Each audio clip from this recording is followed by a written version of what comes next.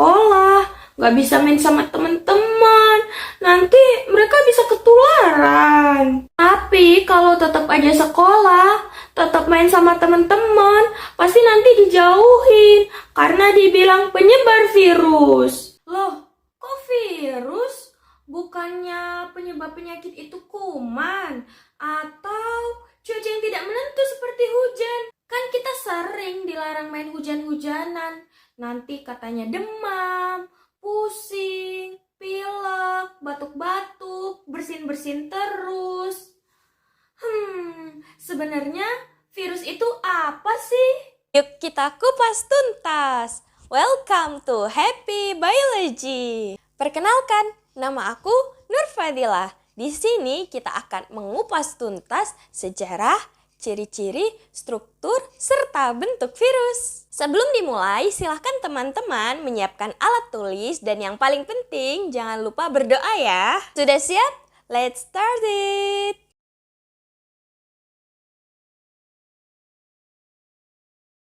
Pada tahun 1883, Adolf Meyer, seorang ilmuwan asal Jerman, mengamati penyakit yang menyebabkan adanya bintik-bintik kuning pada daun tembakau.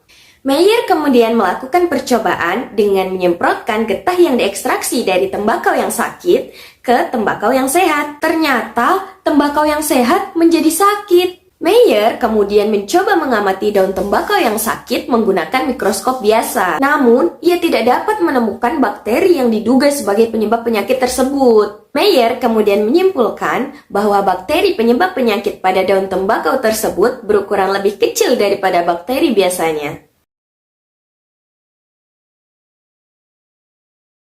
Kemudian, pada tahun 1892, Dmitri Ivanovsky, seorang ilmuwan asal Rusia, melakukan percobaan dengan menyaring getah tanaman tembakau yang sakit menggunakan saringan bakteri. Selanjutnya, hasil saringan tersebut ditularkan ke tanaman tembakau yang sehat.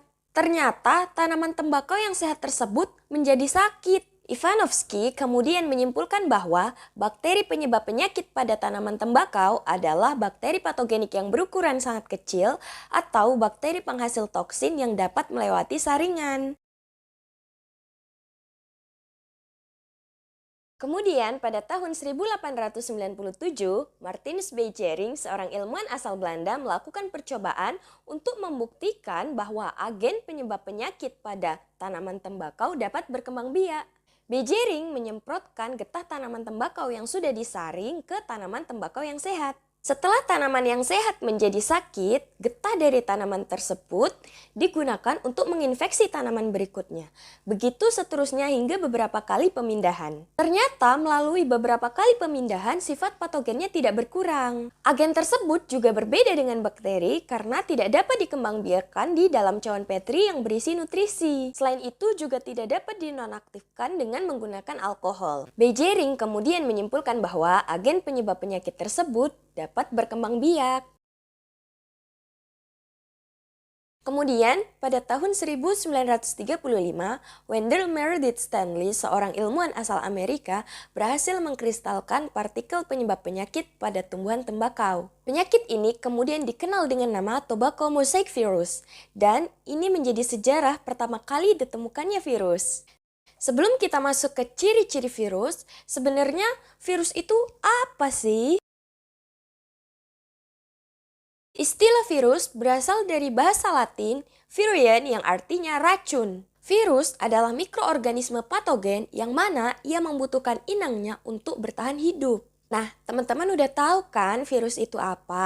Sekarang kita masuk ke ciri-ciri virus. Yang pertama, ukuran tubuh virus antara 200 sampai 300 nanometer, sehingga virus tidak dapat dilihat dengan kasat mata maupun menggunakan mikroskop cahaya.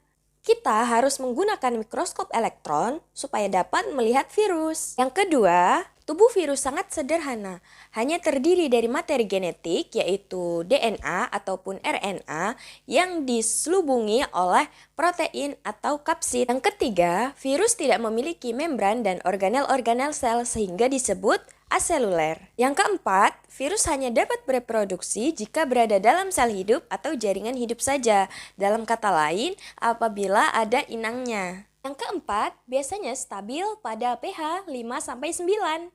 Kemudian yang kelima, virus dapat dikristalkan. Hal inilah yang membuat virus dapat digolongkan sebagai benda mati karena dia dapat dikristalkan. Yang keenam, aktivitas virus dapat dihilangkan menggunakan sinar ultra ungu atau sinar X, namun tidak dapat dihilangkan menggunakan zat antibiotik ataupun zat antibakteri lainnya. Nah, berdasarkan ciri-ciri tadi, virus kan tidak termasuk sel atau biasa kita sebut dengan aseluler.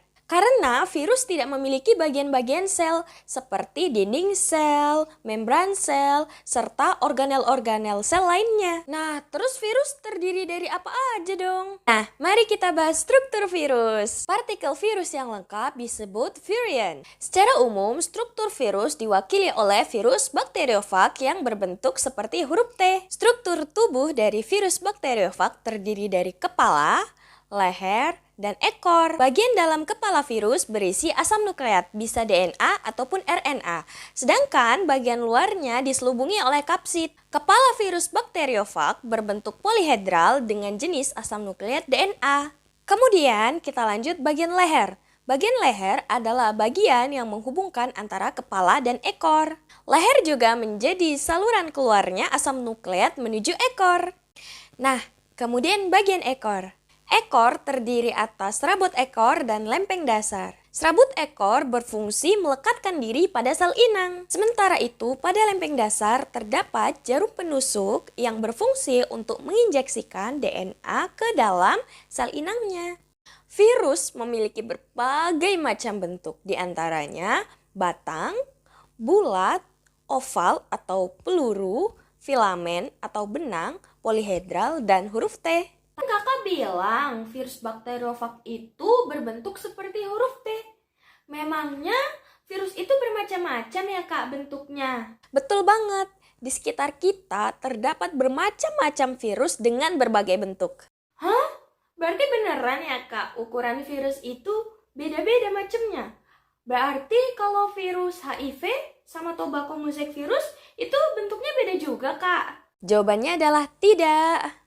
Virus HIV memiliki bentuk bulat, sedangkan tobacco mosaic virus memiliki bentuk batang. Nah, supaya lebih jelas lagi, kakak akan kasih contoh dari berbagai macam bentuk virus. Yang pertama, yaitu bentuk batang, contohnya tobacco mosaic virus. Yang kedua, yaitu bentuk batang dengan ujung oval seperti peluru, contohnya rhabdovirus. Yang ketiga, yaitu bentuk bulat, contohnya virus HIV dan orthomyxovirus. Yang keempat, bentuknya filamen atau benang, contohnya virus Ebola. Yang kelima, berbentuk polihedral, contohnya adenovirus. Dan yang terakhir atau yang keenam, berbentuk seperti huruf T, contohnya bakteriofag. Nah, teman-teman, kita kan udah belajar nih sejarah, ciri-ciri, struktur, dan bentuk virus. Bagi teman-teman yang mau bertanya atau masih bingung nih dengan materinya, silahkan ya tulis aja di kolom komentar. Untuk penjelasan berikutnya mengenai virus akan dilanjutkan di part 2. Stay tune ya, thank you for watching, bye!